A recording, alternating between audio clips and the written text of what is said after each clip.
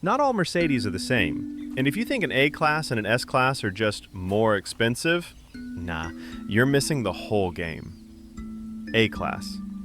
This is the entry point. Small, clean, tech-packed, made for people who want the Mercedes badge without selling their soul. But here's the twist. It's not built for comfort kings.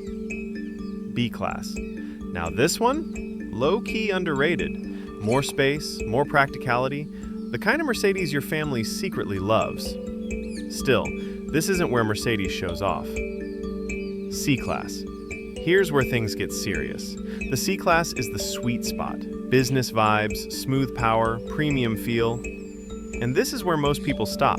But Mercedes? Nah, they go way further. E-Class.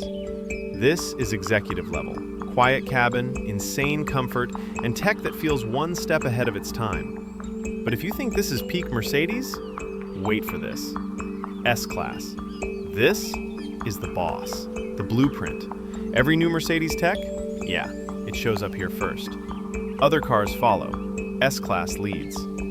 So next time you see a Mercedes, you'll know exactly what level you're looking at.